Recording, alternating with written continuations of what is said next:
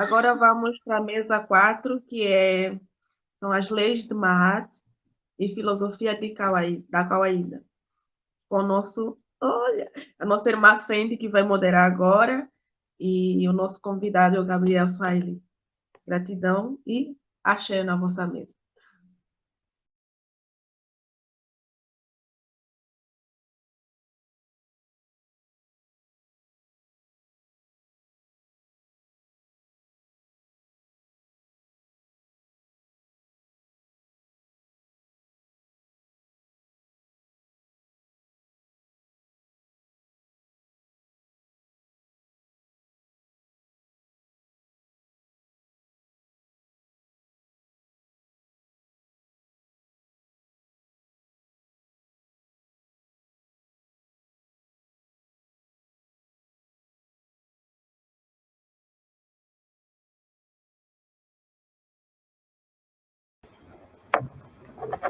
Saudações ancestrais, irmãos e irmãs.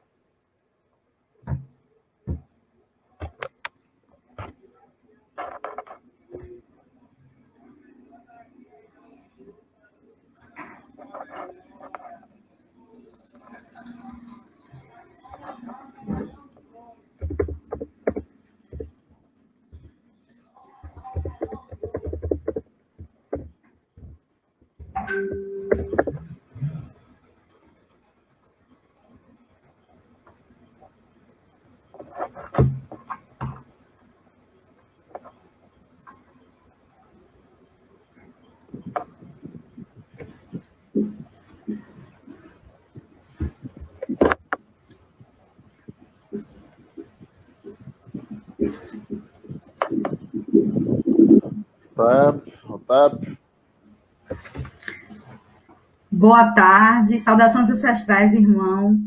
Seja muito bem-vindo a esse nosso evento, né, a conferência, onde a gente vai hoje estar mediando a mesa com você, irmão, a mesa que se chama Maat, né, que vai trazer toda essa energia do equilíbrio cósmico, e a gente agradece muito a sua participação nesse momento, entendendo que é um momento único que estamos construindo e você está aqui conosco. E eu vou agora apresentar a pessoa que está aqui com vocês. O professor Gabriel é um homem preto, marido, pai, militante, educador, dedicado ao renascimento do povo e da origem africana no mundo. Trabalha como professor adjunto e chefe do departamento na Faculdade de Educação da UFBA, no campo de política e educação, onde o mesmo é coordenador do programa Umbuto de Estudos em Base Africana. O professor Swahili é também professor afiliado do Departamento de Africologia da Universidade de Temple, na Filadélfia, nos Estados Unidos, onde conduz esse trabalho de afrocentricidade internacional e divisão do Brasil. Seja muito bem-vindo, professor. Hotep, irmã Sandy, Hotep a todas e todos que estão nos ouvindo. Pedir, antes de tudo, a proteção de nossos e nossas ancestrais que nos guiem nesse momento de hoje. Eu quero agradecer às irmãs e os irmãos por me convidarem para partilhar desse momento que, com certeza, é único nesse ciclo de celebração do Dia da Mulher Africana, promovido pelo ciclo de estudos Mulherismo Africana, com a mesa As Leis de Maat e a filosofia da Kawaida. Hoje nós estamos celebrando aquilo que é chamado os dias além do ano. É um período dentro da tradição quemética, quando nós e nossos ancestrais criamos o calendário, na qual os dias que estão fora dos meses regulares, eles são computados.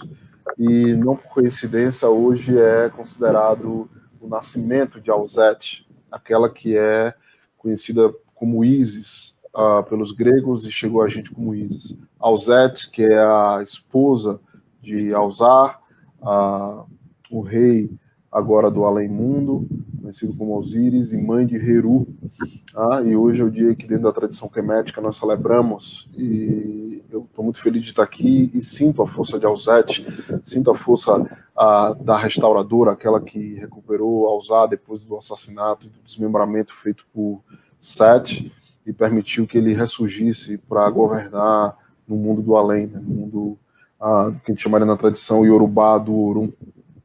E eu peço que essa energia nos acompanhe, né? Nós estamos na véspera, na antivéspera do que seria o Ano Novo, o que a gente chama de Wepet, Renepet, que vai ser comemorado na próxima segunda-feira, com o surgimento da com o Peret Sopdet, né, que é o surgimento da estrela que a gente conhece como Sirius, a partir dos gregos. Então, eu peço proteção a essas forças primeiras, essas forças de organização do universo, peço que elas nos guiem nesse momento agora, e sempre, né, que nossos ancestrais estejam com a gente. Eu fui convidado de forma um tanto desafiadora por vocês para falar sobre Maat, Kawaida, dentro do contexto do dia de celebração da mulher africana. E depois de tantas meses e tantas falas eu acompanhei aqui, na medida que o trabalho permitiu, tantas falas poderosas, eu me sinto honrado de trazer isso. Na divulgação eu vi que algumas pessoas questionaram por que teriam homens falando no dia de hoje, e isso é Maat, isso é a compreensão africana de complementaridade, né? Em que nós, como entidades divinas, vivendo fisicamente, complementamos umas às outras, uns aos outros, bem no sentido de Ubuntu, como é pregado nas tradições ditas Banto. Tá? E para começar, assim, a minha ideia é muito mais ter um bate-papo com vocês, a gente poder explorar a força do que é Maat, a força do que são essas chamadas 42 leis, e relacionar isso com a Kawaida. A Kawaida é uma filosofia proposta pelo Maulana Karenga, o Sesh Maulana Karenga. Ele é um professor, um mestre, que está envolvido com a luta negra nos Estados Unidos desde os anos 60. Ele foi das lideranças da organização OZ, que em inglês quer dizer nós, uma organização destinada à construção, à reconstrução de uma experiência africana na diáspora, né, nos Estados Unidos, e é uma organização que esteve intimamente ligada à emergência daquilo que a gente conhece como poder negro, e que foi a proponente, e isso é muito importante de se dizer, a partir do que Marcus Garvey legou da Kwanzaa.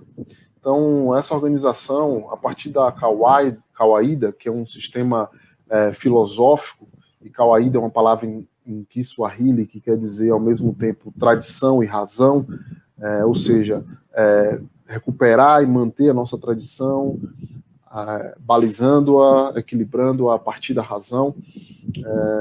A Kawaida vai servir de orientador, de guia, para a formulação daquilo que a gente conhece como a Kwanzaa ou Kwanzaa. É importante dizer que a formulação da Kwanzaa ou da Kwanzaa é de Marcus Garvey originalmente, pelo menos a ideia de estabelecer os princípios que estão hoje, os chamados 7 princípios, em Nguzo Saba, como orientadores para um renascimento cultural, espiritual, político, econômico do povo preto, nasce com Marcus Garvey. E nos anos 60, Karenga fica responsável por traduzir para um idioma africano. Ele falava já o idioma Swahili, e ele vai estabelecer e aprimorar aquilo que Marcus Garvey legou e aplicar esses princípios dentro do contexto em que ele vivia nos anos 60, quando ainda era um homem jovem. Tá? E a Kawaida, ela vai servir de lastro para aquilo que é a minha referência pessoal e política em termos de luta negra, que é a afrocentricidade. O Sesh Molef Ketiachante, que é o meu professor pessoal e uma das lideranças da organização que eu faço parte, que é a Afrocentricidade Internacional, na qual eu sou Xenute aqui na Divisão Brasil, uma organização que está presente em mais de 25 países do continente, da diáspora, reunindo pessoas pretas num esforço comum para reconstruir e restaurar a nossa nação livre, para promover aquilo que a gente chama de renascimento africano, o Rei Mesut, para falar nos termos do antigo quemético, Medu Neter. E a afrocentricidade ela tem 4 pilares principais. Um desses pilares, talvez o primeiro pilar, o primeiro fundamento da afrocentricidade, é todo o trabalho político e cultural de Marcos Mosiah Garvey e da UNIA. Além disso, tem toda a influência artística e cultural promovida pelo movimento de negritude.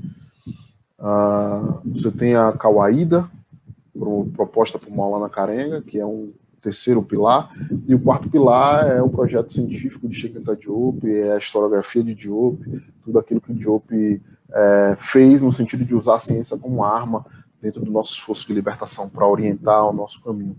Então, a Kawaida ela está intimamente relacionada, interligada com a afrocentricidade. Na verdade, o Sacho Molefe Ashanti, que é o sistematizador da afrocentricidade, e o Sacho Maulana Karenga, eles são parceiros e compartilham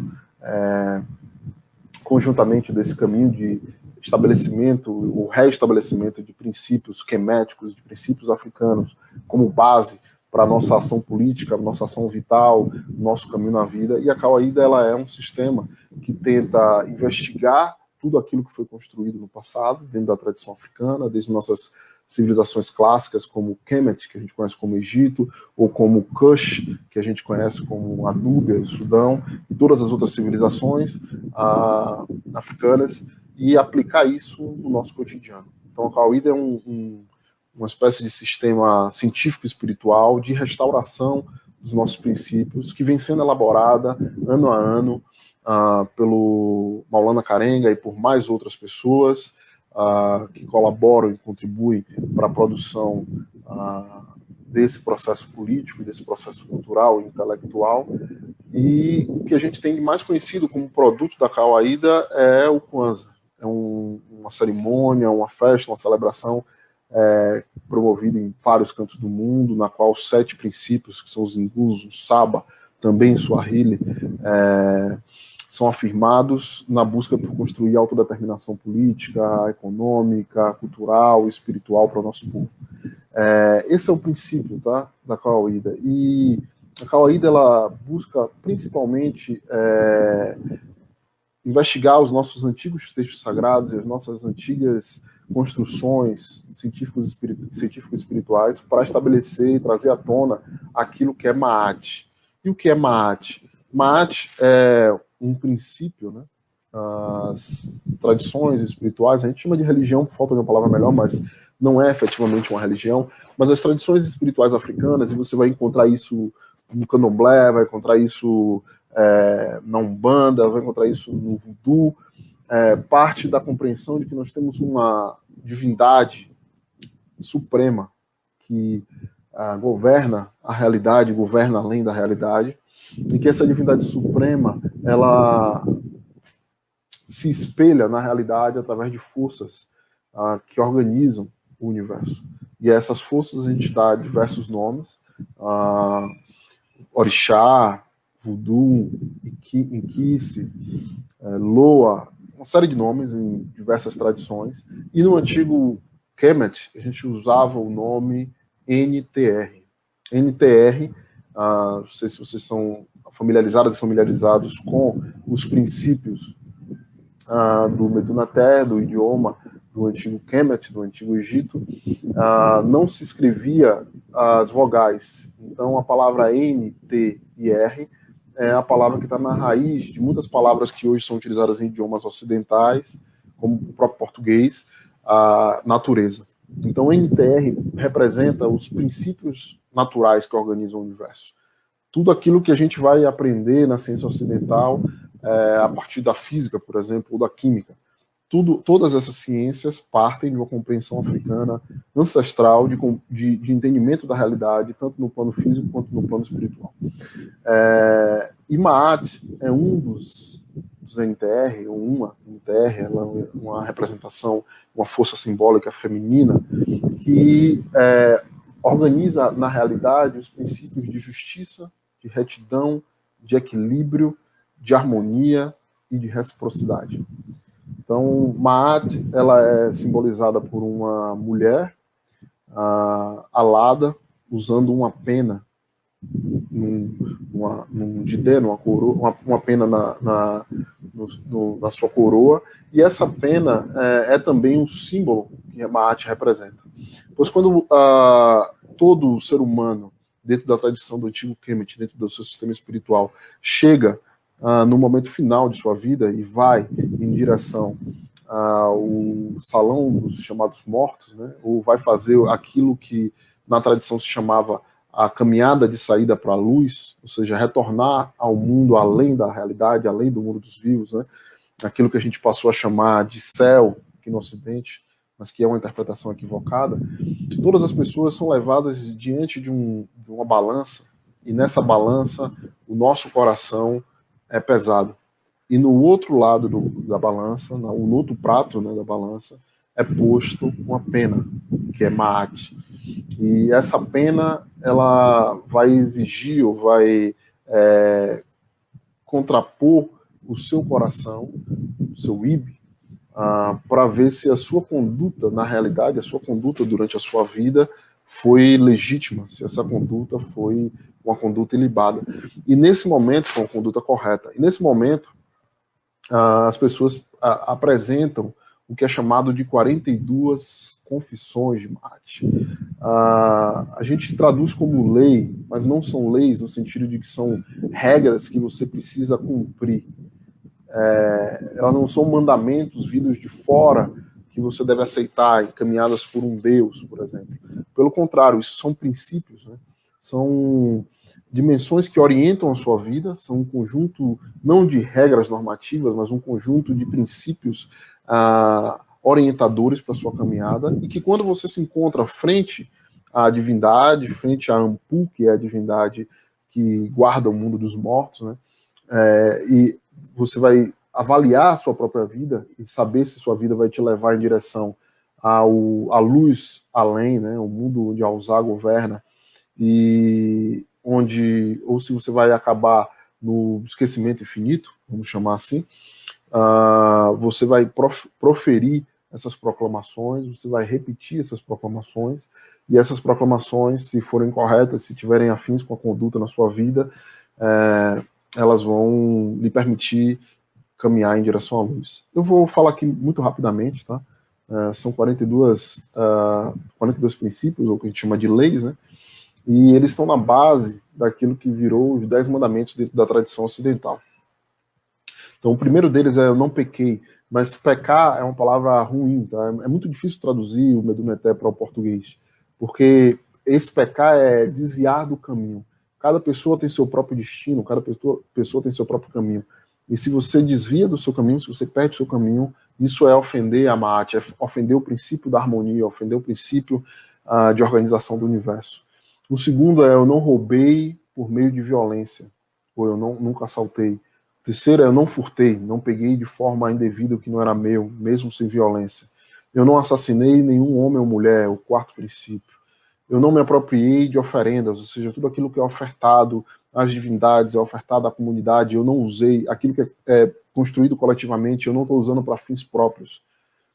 Eu não furtei a propriedade de Deus, da divindade, né, do que é divino. Eu não proferi mentiras, eu não desviei comida, eu não praguejei, né, no sentido de falar palavras ofensivas, falar palavrões.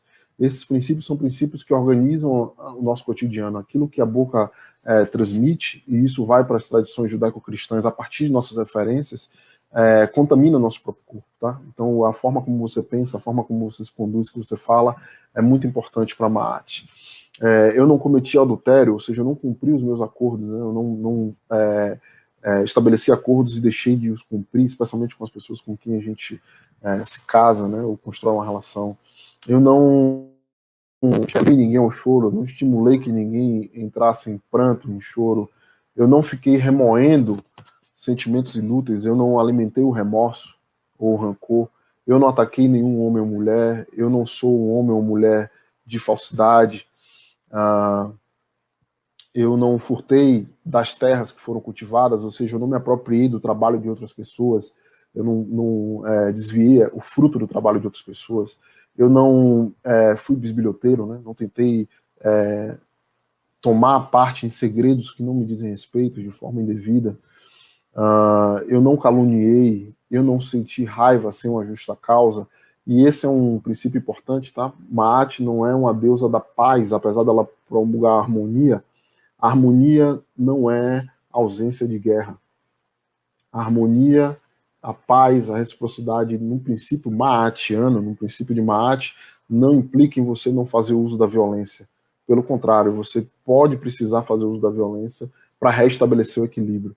Se você é incapaz de usar a violência, você não é pacífico, você só é inofensivo ou inofensivo. Nós, como povo, precisamos reaprender a operar a violência, reaprender a utilizar a violência como forma de autodefesa. Tá? Eu não desmoralizei verbalmente a mulher de algum homem, ou um homem de alguma mulher, né? Não levantei falso sobre a relação das outras pessoas. E esse princípio ele aparece duas vezes, é o princípio 20 e o princípio 21, referendo-se a não só a pessoa encarnada, mas também vamos chamar, por falta de palavra melhor, o gênero, né? O princípio ativo da energia a qual ela é proferida. Então eu não desonrei, eu não levantei falso a uma mulher ou a um homem frente a Deus ou frente ao Deus. E esses são princípios chaves dentro da compreensão de Maat, porque Maat entende que a complementaridade entre homens e mulheres é fundamental para que a gente consiga avançar como povo. Nós, homens, e nós, mulheres, precisamos encontrar um terreno comum onde a gente possa trabalhar no sentido de restabelecer esse princípio de Maat. Eu não me profanei, e esse é um princípio muito relacionado ao sexo, tá? Eu não fiz práticas sexuais que profanaram a meu templo, né? A compreensão africana é que nós como corpo, né? Não é nosso corpo, é nós, enquanto corpo, somos sagrados. É aqui que a ancestralidade se manifesta, os orixás se manifestam. Então, cuidar para não profanar o seu próprio corpo com práticas sexuais impuras, com violentar o seu corpo em busca do prazer e do desejo, é um outro princípio maatiano. Eu nunca dominei ninguém através do terror, ou seja, dominar mentalmente por meio da violência, por meio da intriga, outras pessoas. Eu não transgredi a lei, eu não rompi a lei, eu não fui irado, não agi com base na ira, na raiva. Eu não fechei os meus ouvidos às palavras verdadeiras, ou seja, eu não me neguei a ouvir e aprender com a verdade. Eu não blasfemei, ou seja, eu não desonrei a divindade, os princípios naturais da existência. Novamente, fala sobre evitar a ira, né? Eu não fui rancoroso, eu não fui irado. Desculpe. Fala sobre a violência. Eu não sou um homem de violência, eu não sou uma pessoa de violência. Eu não sou um promotor de conflitos, né? Mesmo que eu não inicie a violência, às vezes a gente estimula que outras pessoas entrem em conflito. E Maat proíbe isso, né? Não proíbe no sentido de que é uma lei que você não deve fazer, mas orienta você a evitar essa conduta em sua vida.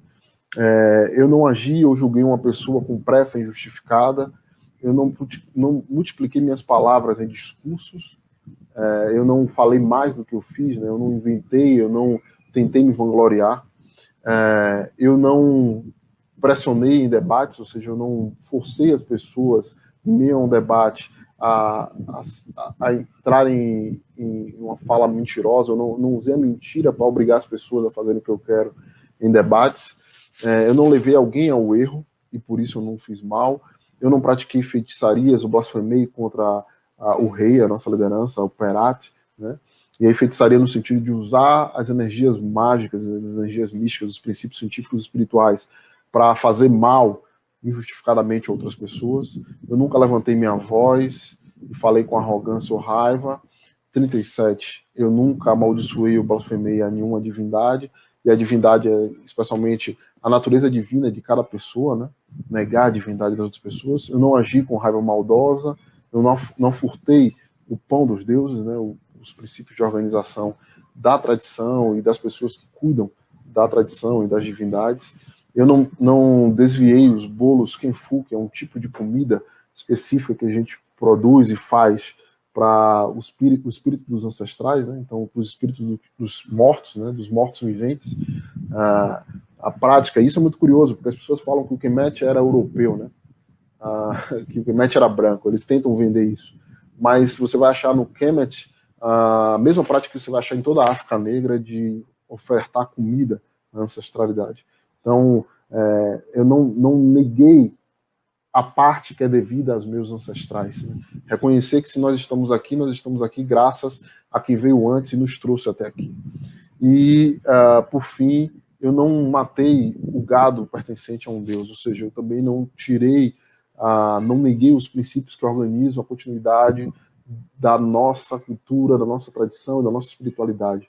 Porque o gado ele é capaz de se reproduzir e manter viva essa memória e essa espiritualidade e essa prática diária, né?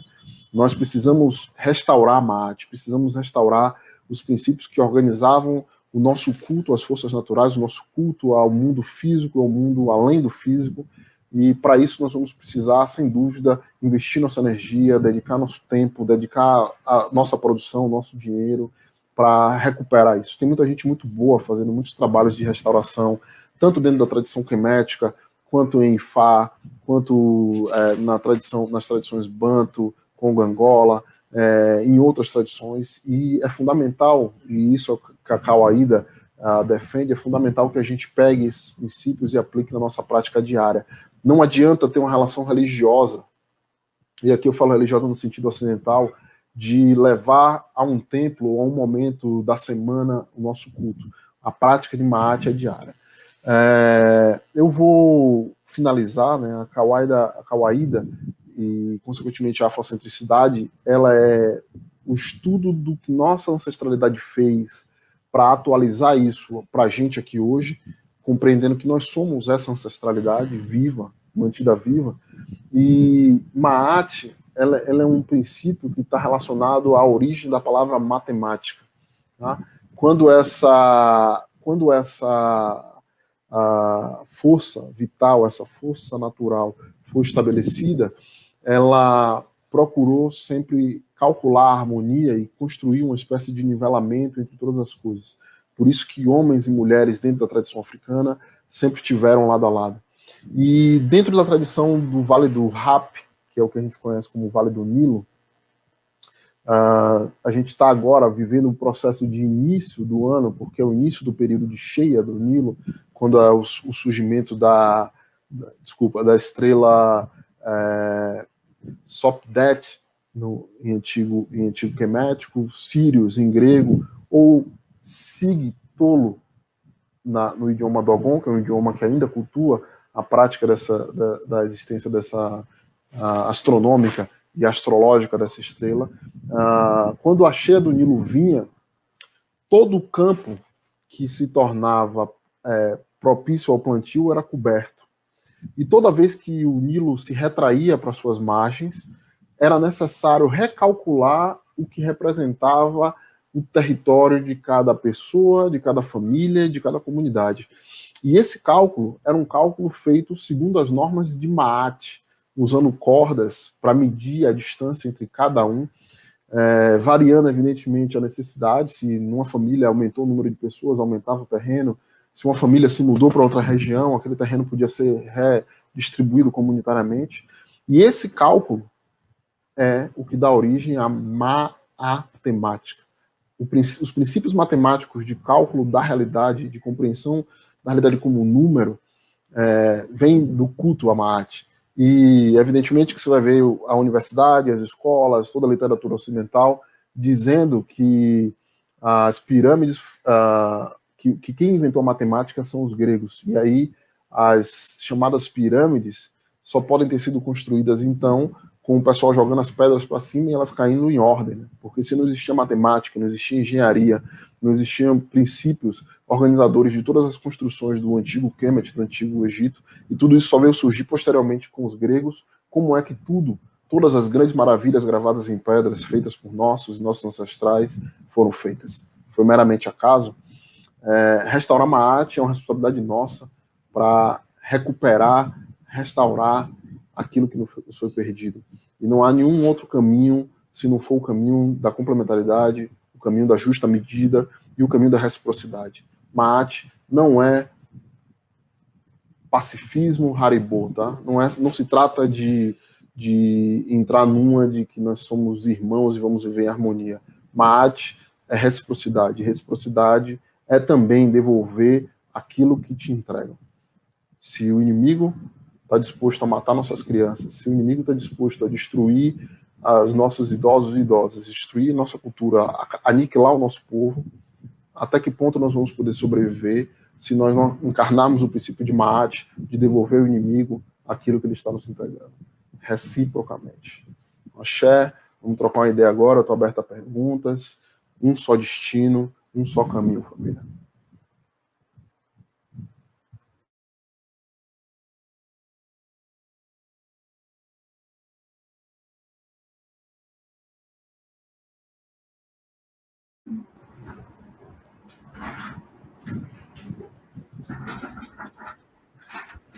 Muito obrigada, irmão. Uma aula, assim.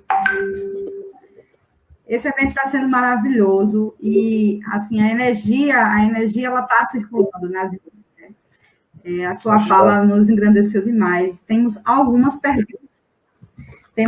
perguntas aqui, por exemplo, qual a importância de restaurar Ma'at, da Denis Marx? Aí eu posso falar uma por uma, você vai respondendo, ou eu falo todas? Vamos fazer bloco, né? Vamos fazer um bloco, sei lá, de 3, e aí depois a gente vai... Certo. Então, a gente tem essa primeira, da Dani Marx, que ela pergunta qual a importância da restauração de Ma'at. Temos também da Maria do Valina, onde ela pergunta onde podemos ter acesso às leis de Ma'at. E temos também da Marisa de Paula, que ela pergunta, ela fala, Hotep, irmão, quais sugestões seriam válidas para operarmos a violência contra quem fere nossa integridade, seguindo as leis de Ma'at?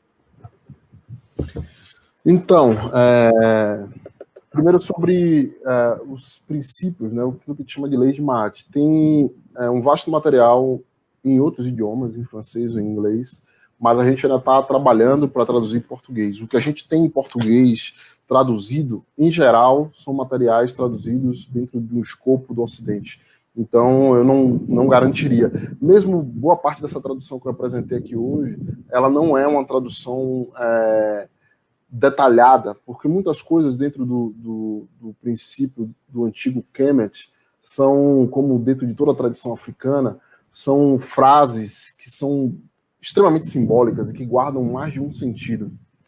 Então, por exemplo, você vai achar para ficar dentro do Kemet, você vai achar um provérbio kemético que diz assim, o crime nunca chega na praia. Essa é a tradução literal. Mas o que isso quer dizer, e parece muito com o Essé de Fá, é que no limite o crime não compensa. Se você cometeu o crime, você pode até ter vantagem, mas no final você não vai chegar na praia, você vai morrer na praia antes de conseguir sair dela. Então, boa parte dessas traduções elas são muito complexas, elas têm nuances, têm sentidos. É um trabalho que está aí para a gente fazer, né? A Afrocentricidade Internacional tem se dedicado a estudar esses princípios, a traduzir. Já temos alguns materiais, mas a gente está trabalhando para traduzir mais. Esse mês a gente vai botar um monte de coisa na rua aí, um mês que está entrando agora, que é agosto. Logo mais eu vou falar para vocês sobre isso, mas é difícil de conseguir. Agora, se você fala inglês, manda uma mensagem para mim lá na página da Afrocentricidade Internacional. No Instagram é @ai.brasil. E a gente com certeza divulga, repassa para você, nosso trabalho aqui é para isso. Deixa eu ver mais. A Dani, minha irmã Dani, querida, axé, minha irmã. A pergunta dela, qual foi, Cede, por favor? Qual a importância da restauração? Fecharam seu microfone, desculpa. Da restauração de Ma'at. Isso, qual a importância da restauração de Ma'at? Eu, pessoalmente, acho que sem Ma'at, que é sem o equilíbrio, sem os princípios que organizem nossa dimensão vital em todos os planos, tanto material quanto imaterial, não vai ter caminho. Ma'at, ou aquilo que a gente vai chamar dentro do Yorubá de Iwa, né? Iwa, Coelê, bom caráter, é fundamental para que a gente possa superar a condição de degradação que o nosso inimigo nos impôs. Malcolm X falava muito sobre isso. Só quando a gente, as pessoas pretas, formos capazes de restabelecer os nossos próprios padrões, e Maat é um padrão, né, de moralidade, de organização, de higiene, só de trato uns com os outros, só quando a gente for capaz de eliminar aquilo que é a ausência de Maat, que é Sfet. Sfet é um princípio de desordem na nossa vida, de caos, de confusão, de bagunça. Só na medida em que a gente, pessoalmente, internamente e comunitariamente conseguir eliminar isso, é que vai ter caminho. Não adianta, e essa é uma visão muito forte para mim, eu sou tributário, eu sou aprendiz de Seth Molef Achante, sou aprendiz também do Mawana Karenga, e de Marcos Garvey e de outros e outras, sou aprendiz da Marimba Ani, da Tuenora Hudson. Não adianta a gente fazer um grande movimento, um grande esforço, não adianta, para usar um provérbio africano, correr se a gente estiver na direção errada. E Maat é o que vai garantir a gente que nós temos precisão de para onde a gente está caminhando. Então, para mim, é fundamental compreender Maat. A outra pergunta foi sobre violência, não é isso? Como é que a gente atribui violência? Esse não é um meio bom para falar de violência, né? Na verdade, Maat proíbe até que a gente fale de violência. Porque violência é uma coisa que você fala menos e você faz mais, né?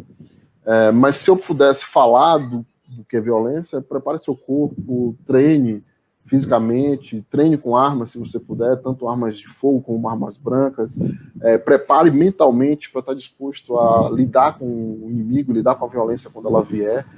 Palavras pacíficas não vão parar o inimigo, não vão parar. O inimigo já provou que ele está disposto há mais de 5.000 anos a nos matar em todas as formas, a destruir a mais jovem criança negra. Vocês vão achar registro de crianças sendo usadas como isca de jacaré nos Estados Unidos. Aqui no Brasil, não raro, você vai achar registros de, sei lá, pessoas brancas chamando crianças negras escravizadas para pegar doce. Não, vem cá, vou te dar um doce na época colonial e tirar do tacho fervendo açúcar e botar na mão da criança para ver queimar e ficar em carne viva. Dentre outros tipos de tortura. Então, essas pessoas, se é que podemos chamá-las de pessoas, só compreendem uma linguagem, e essa linguagem é a violência. Então, a única forma e isso é o que Maat nos ensina, isso é o que a nossa tradição nos ensina, a única forma de parar uma pessoa violenta é ser uma pessoa versada em violência, capaz de barrá-la, capaz de... nenhum apelo, nenhum vidas negras importam, vai convencer nossos inimigos. Eu sei que a minha vida importa, eu não preciso repetir isso para mim mesmo, eu não preciso repetir isso para meu filho, para minha filha, para minhas esposas, para minha mãe, para meus irmãos e irmãs. Todos nós sabemos que nossa vida importa. Então, para quem é que você está falando a vida negra importa? Você precisa se convencer disso? Na realidade, o que nós precisamos é ser capazes de nos defender nossa vida, como diria Malcolm X, por todos os meios necessários. E isso envolve, só para fechar, proteção também espiritual, tá? Tudo que a gente faz como pessoas africanas parte de uma dimensão espiritual. Se você não está cuidando, se você não tem atenção à dimensão espiritual, a chance de isso te atropelar, a chance de você estar vulnerável num plano imaterial é muito alta. E nossos inimigos, eles estão atuando também no plano imaterial. Não pensem que não pensem que eles são meramente materialistas, porque eles não são. E é interessante, irmão, porque as pessoas às vezes perguntam assim, o que faz você estar seguindo a questão do mulherismo, né? E aí a gente se reporta a todos esses princípios e a gente vai entendendo que existia, sim, uma sociedade organizada de maneira matriarcal que compreendia todos esses princípios, talvez não seguisse todos, mas justamente tem esse equilíbrio. E aí vem a figura de uma deusa mulher para trazer todo esse equilíbrio e não gerar o caos. Então, o mulherismo traz isso para a gente, né? A mulher vai estar construindo essa relação de equilíbrio entre o homem e está trazendo essa retomada, né, do que foi perdido. Então, muitas pessoas perguntam, né? Algumas pessoas perguntam e a gente vai sempre defender e vai sempre olhar para trás para estar aprendendo cada vez mais a esse equilíbrio ter realmente uma codificação na nossa sociedade, que é o que a gente está buscando e tentando restaurar nesse momento. Deixa eu só fazer um comentário assim, de rápido. Na maioria das tradições africanas, você vai achar, como o Sheikh Anta Diop nos ensina, a mulher preta é elevada ao status de divindade junto com o homem preto. Nossas sociedades são complementares. E você vai achar princípios, vamos chamar assim, negativos, associados à masculinidade, mas você vai achar também princípios negativos associados à feminilidade. Eu falei de Sfet. Sfet é o contrário de Maat, é destruição, é desordem, desarmonia, é ausência de ordem, ausência de equilíbrio, é também uma energia feminina. E isso mostra, dentro da tradição africana, que todos nós, todas as pessoas, homens e mulheres, são capazes de cultivar a sua dimensão divina e positiva, irê, vamos chamar assim, dentro da tradição Yorubá, como também cultivar a energia negativa, destrutiva, de ser uma fonte de desarmonia, de desagregação dentro da comunidade. E, às vezes, as pessoas questionam, mas na África, primeiro que essa conversa, não existe uma única África, uma África mítica, mas depois, quando aceitam que é necessário se referenciar em África, vai dizer assim, mas na África isso aqui estava errado. Sinceramente, essa é a minha visão pessoal e é o que eu aprendi até hoje na minha caminhada de muitos anos. Eu prefiro o erro dos meus antepassados e antepassadas, se é que é erro, do que o acerto do inimigo, tá? Ninguém vai me convencer de que, por exemplo, as relações de gênero, como foram estabelecidas, né, chamando relações de gênero, pela Europa, são melhores e são mais sadias e têm a nos ensinar como pessoas africanas. Você vai achar documentos no antigo Kemet falando sobre divórcio e as mulheres e homens se divorciando, os dois com direitos, com documentos com 5.000 anos. E você vai ver hoje as europeias e euro-americanas brancas dizendo que o feminismo inventou o divórcio. Só se você não conhece sua própria história é que você vai acreditar no discurso do seu inimigo. Só se você não sabe quem você é e de onde você veio, você vai comprar o remédio na mão de quem te envenenou. Vai comprar o remédio de quem te transmitiu a doença. Isso não é coerente, isso não é coauída, isso não é afrocentricidade. Maravilhoso, irmão.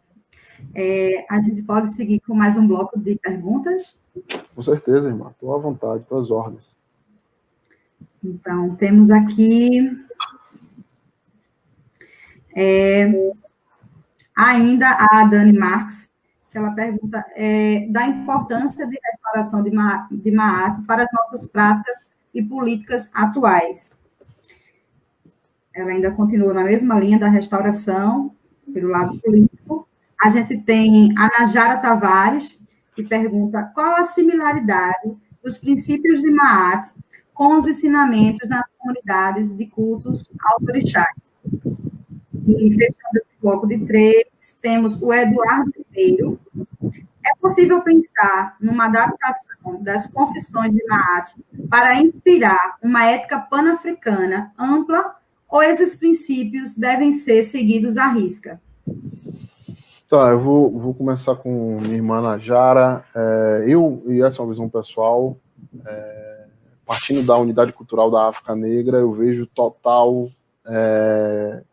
harmonia, total consonância, total ligação entre aquilo que eu aprendo como uma pessoa de axé, dentro da minha Ebeifá, onde eu me cuido, e aquilo que eu estudo e aprendo e pratico referente à tradição kemética.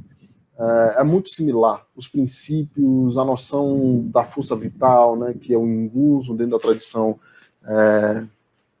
Congo Angola, o axé dentro da tradição Yorubá, a relação com o divino. Então eu acho que nós temos um grande quebra-cabeça, que as partes se espalharam por todo o continente africano e por toda a diáspora, e que nosso papel é encontrar essas peças e reunir.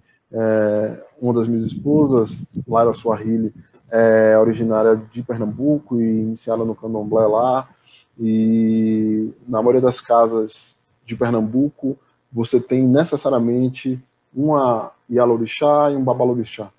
As casas, para funcionar, elas contam com a presença e energia masculina e feminina em paralelo trabalhando. Você vai estudar as tradições africanas, você vai encontrar na maioria dos sistemas científicos e espirituais o mesmo princípio, né? Às vezes isso não pode estar revelado num cargo, mas não existe tradição africana na ausência da complementaridade. Você vai encontrar sociedades que são exclusivas de homens ou sociedades que são exclusivas de mulheres, mas essas sociedades estão dentro de um conjunto social na qual elas estão em diálogo e estão em complementaridade. E isso é fundamental para a gente entender e reconstruir aqui É isso que, em parte, as soluções que são vendidas para a gente, importadas da Europa, nos impede de perceber. Para responder a minha irmã Dani, eu acho que a restauração política, o princípio maatiano para restaurar politicamente, passa por a gente revisitar a nossa própria história e ter humildade para aprender com o que aconteceu antes, sem achar que nós estamos numa posição de julgar quem passou e que veio antes da gente. Nós, na Força de Saúde Internacional, a Divisão Brasil, vamos iniciar amanhã, né? Já está aberto, na verdade, uma coisa que a gente chama de Ingia e a Garvey, o caminho de Garvey. Uma série de ações, um processo de compartilhamento, uma jornada comum, aberta a qualquer pessoa. Então, quem tiver interesse, entra na página da gente, o post está lá com a divulgação dessa ação nossa, para a gente revisitar o que foi e o que é o legado do garveyismo na luta preta do século XX e como atualizar esse legado para a nossa luta no século XXI. Então, a gente precisa entender que nossa condição como povo, ela foi construída num processo de séculos, talvez até de milênios. A nossa degradação, ela foi sendo minada lentamente. E todos nós temos urgência, nosso povo está morrendo, está nas valas, está sendo alvejado, está nos presídios, a gente está cheio de urgências. Mas, pessoalmente, eu percebi, e eu venho da urgência, eu já fiz muita coisa correndo, que a pressa nem sempre vai dar conta daquilo que precisa ser feito. A gente tem tarefas que são tarefas geracionais. E a primeira tarefa da gente é preparar as próximas gerações para continuar executando as tarefas. Se a gente não fizer isso, não tem como restaurar. E Maat é essa compreensão. É a compreensão de que, mais do que dividir o terreno e distribuir para cada um fazer o que quiser, a gente precisa aprender como redividir toda vez que os terrenos se embaralharem, porque o RAP, o Nilo, encheu. Então, da forma que eu vejo a restauração de Maat, estudar nossa história, ser sinceros e sinceras no aprendizado disso, sermos humildes no sentido de entender que a gente pode achar que temos como julgar quem veio antes, mas que talvez a gente fizesse pior se estivesse nas condições que eles e elas estavam, e usar isso para fortalecer o nosso caminho, usar isso para fortalecer as gerações vindouras. Né? E aí, quando a irmã pergunta essa questão da restauração em políticas hoje, como a gente pensar essas políticas hoje, né? Como a gente pensar quando a gente não tem a nossa população à frente de muitas políticas. Então, é também uma reflexão para a gente colocar. E a terceira pergunta é do Eduardo, que ele pensa se é possível fazer uma adaptação das confissões que se faz para Maat de maneira da época pan-africana, e se esses princípios devem ser seguidos à risca ou não. Só para dialogar com isso da política, nós estamos num território que é um território inimigo, né? E nós estamos sob um Estado que é um Estado que nos encarcera, literalmente, dentro do sistema prisional, mas também de forma global em nossa vida. Nós estamos submetidos a uma autoridade ilegítima. Isso é inegável. Isso é inegável. Estamos ainda sob o controle do escravizador. Então, eu acredito que essa política que está aí, desse Estado, nunca vai nos representar. Mas a afrocentricidade nos ensina que não adianta só perceber o que está de errado, não adianta perceber só a opressão. A gente tem que perceber também a vitória. Nosso povo não dependeu do inimigo nos permitir construir políticas para fazer nossa própria política. Quando nossas e nossos ancestrais construíram em Ngola Janga, que é o nome original do que a gente conhece como Quilombo dos Palmares, eles e elas não pediram autorização a ninguém para fazer política. Então nós temos como fazer nossa própria política. Nossa política já está dada, nós estamos fazendo nossa política. O que falta é mais irmãs e irmãos entenderem isso, entenderem que só de forma autodeterminada a gente vai poder construir e restaurar e reconstruir os nossos quilombos e se engajar com isso. Enquanto a gente continuar tentando influenciar, tentando se misturar, tentando se integrar aqueles que nos odeiam, a gente não vai chegar em lugar nenhum. E tentando dialogar com o que o irmão Eduardo trouxe, já no espírito de Maat, a gente aprendeu, e eu aprendi isso, e fui um dos grandes divulgadores, de que essas três cores aqui, que estão na parede da minha casa, o vermelho, o preto e verde, são cores do panafricanismo, mas no espírito de Maat, a verdade é que Garvey, Marcos Mosiah Garvey, o honorável Marcos Garvey, e a UNIA, a organização que ele construiu, UNIA-CL, nunca foram panafricanistas. E eles nunca se declararam panafricanistas.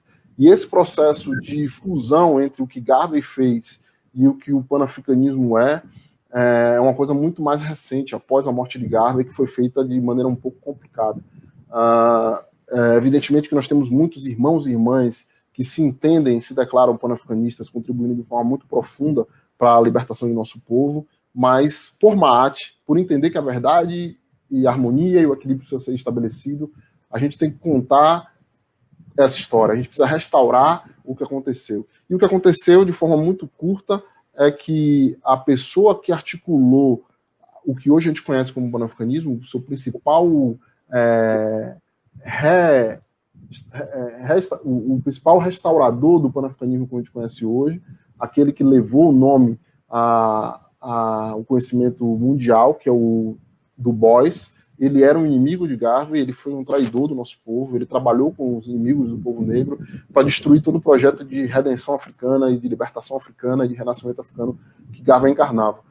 O que a gente vai fazer durante esse mês de agosto, que é o mês que coletivamente mais de 25 mil pessoas pretas, há 100 anos atrás, em 1920, estabeleceram como um mês de renascimento africano, um mês de redenção africana, na primeira convenção mundial, a primeira convenção internacional de povos pretos do mundo, em 1920, que contou com mais de 25 mil pessoas, com mais de 2 mil delegados e delegadas, agora, 100 anos depois, revisitar também durante um mês, e não por coincidência, o primeiro mês do ano quemético, porque nosso ano novo começa esse mês, que vai entrar, e vamos revisitar essa experiência, tá? A gente já abriu um canal, tem um grupo no WhatsApp, Engia e a Garvey, entrem lá, a gente vai revisitar isso aí, entender que história é essa, para que a gente possa restaurar nosso caminho e não precisar reinventar a roda a cada 10 anos, porque cada geração de pessoas pretas dedicadas à libertação do povo, a cada 10 anos precisa reinventar a roda porque não estuda o que aconteceu antes. Então, sem dúvida, aquilo que os antigos queméticos disseram é que a gente pode se voltar ao passado e aprender com o passado. Tem um ditado quemético que eu gosto muito, que responde essa sua pergunta, meu mano Eduardo, e meu irmão, dá um salve a você, dá um salve aos homens pretos, pá, tamo juntão, os novos homens pretos. A gente não vai buscar nunca, porque não era isso que as chamadas leis de Maat eram, uma regra normativa dizendo o que você tem que fazer. Nós temos que aprender esses princípios e adaptá-los à nossa existência. E o ditado quemético que reforça isso diz o seguinte: não caminhe sobre a pegada dos ancestrais e das ancestrais. Procure aquilo que eles e elas estavam procurando. Então, aquilo que nossos ancestrais e as nossas ancestrais procuraram é o que vai orientar a nossa caminhada. A gente não vai simplesmente repetir os passos achando que isso vai dar conta, porque o cenário mudou. Então, é muito menos aplicar essas leis cegamente, hoje, como uma norma, e muito mais entender como a afrocentricidade nos explica que há um princípio operativo que a gente precisa compreender, há uma fórmula que a gente precisa dominar, e ao aplicar essa fórmula, a gente vai encontrar as respostas. É menos repetir a forma e mais compreender e aplicar a fórmula. Fantástico. Eu acho que para muita gente, né, foi muito bom essas suas explicações, todas as suas falas. Eu ainda estou engateando no mulherismo, fico, assim, sempre encantada de escutar tudo, porque é o que foi negado para nosso povo, né? E agora nós estamos fazendo esse exercício de retomar, e um dos exercícios que a gente faz é ver de pessoas como você, como outros irmãos, que estão repensando e trazendo esses conteúdos para a gente, e o dia de hoje foi fantástico. Então, eu quero agradecer em nome de toda a equipe que está aqui produzindo esse evento, né? A gente ainda vai ter mais algumas mesas e atrações. Então, desde já, agradecer, gratidão pelo ensinamento, pela tarde de hoje. E eu queria que você falasse de novo sobre a página desse evento que vai acontecer agora em agosto. Algumas pessoas. Beleza. Na verdade, não é uma página, tá? Dentro da afrocentricidade há um princípio chamado Engia. Engia é uma palavra que, dentro do Kiswahili, quer dizer caminho, mas quer dizer também abordagem, quer dizer também uma forma de compreender. e que tem uma raiz similar à palavra dentro dos idiomas banto de Ingila, que é um termo que se faz no candomblé brasileiro um paralelo a Exu, né, a caminho. E o Inji é um princípio que foi restaurado pelo Session Molef Ketchachante de caminhada de volta para a nossa própria tradição, a ideia de Sankofa. E dentro da Força de Saúde Internacional, a gente tem uma estratégia que é estabelecer engias, né? São caminhadas que a gente faz junto, presencialmente ou à distância, e agora com essa pandemia, como nós somos uma organização internacional e aqui no Brasil, nacionalmente, a gente faz engias, fazendo uma caminhada coletiva para afinar os passos, para restaurar os fluxos, para ouvir o mundo, porque o mundo é vivo, né? Então a gente tem que estar atento ao que é esse mundo. A gente costuma criar um canal de comunicação, nesse caso vai ser um grupo no WhatsApp, que já está ativo, e nesse grupo a gente vai começar a divulgar mensagens, informações, textos, tem uma série de materiais inéditos de Garvey que estão traduzidos, que vão ser disponibilizados ao longo desse mês, cursos, tem cursos que vão ser públicos, que vão ser abertos, tem cursos que vai ser só para boca pequena, para quem é nós mesmo, e lives, etc. Durante o mês tem uma série de ações, e basta entrar no grupo, acompanhar a nossa página, que vocês vão poder se somar a essa restauração do que é o legado garveísta, né? Entender qual foram as tretas, entender onde é que a gente errou lá atrás, há 100 anos atrás, quais são os acertos que a gente esqueceu e que a gente precisa retomar agora para que a gente possa estar vivo no século que vem. Porque, como diz o mais velho Chinueso, esse é o último século que nós temos para construir uma superpotência africana no continente, capaz de defender nosso povo frente à dominação dos nossos inimigos. Se a gente falhar, muito provavelmente nosso povo vai ser exterminado. Isso é muito forte. Então, o chamamento está aí, né? Agora é fazer esse passo, né? A partir do que a gente entende e pensar novos passos. Então, irmão, pode colocar as suas considerações finais e agradece novamente. Muito obrigada, gratidão. Eu que agradeço, Sandy. Tem uma última pergunta aqui na tela do irmão Tony Edson. Ele perguntou o que é Xenute. Xenute, meu mano, é um tipo de moldura que cobre o nome dos antigos reis no Kemet, dos que a gente chama de Perat, os faraós, né, que a gente chama a partir da influência grega. E os Xenutes, eles são uma espécie de cadeia, uma espécie de barreira construída para proteger esse nome sagrado. Nós temos um Perat, que é a Ama Mazama, nossa principal referência, a liderança internacional da nossa organização. Ela lidera a nossa organização junto com o Sesh Molef Ketchachante, e nós temos Xenutes no mundo todo, no continente africano, aqui no Brasil, que são lideranças locais que servem para fazer essa proteção, essa coordenação dos processos políticos localmente. Nós estamos organizando esse processo do Ingia, já para chegar nas palavras finais. Eu quero agradecer enormemente o convite. Nós estamos organizando esse processo do Ingia localmente, para quem fala português, mas a gente está conectado com uma série de ações que estão sendo promovidas internacionalmente por nossa organização. Então, quem fala inglês, quem fala francês, pode se somar. A gente vai divulgar também ações em outros idiomas. A gente tem um processo de articulação que é mundial para a construção disso. E o que eu tenho a dizer é que nosso povo chegou até aqui e nós superamos o inferno. Pode parecer que não, mas nós estamos vivos e vivas, nós carregamos Maat dentro da gente e nós somos o primeiro povo. Então, se nós estávamos aqui no começo, vamos estar aqui também no final. A gente tem, além do trabalho da AI, um trabalho com o programa Ubuntu, que foi falado, meu irmão Issa, também irmão lá da Força de Cidade, valeu, meu mano, tamo juntão, que tem uma série de cursos que estão sendo estimulados e parte desses cursos vão ser também dentro do Ubuntu. Então, quem puder se somar, quem tiver interesse, acompanhe a página da gente do Ubuntu no Instagram, ubuntu.eba, ou a página da AI, que vai ter uma série de novidades esse mês lá pra gente. Firmeza? Então, como diria Marcus Garvey, um só objetivo, uma só divindade e um só destino. Axé. Axé, irmão. Muito obrigada. Gratidão.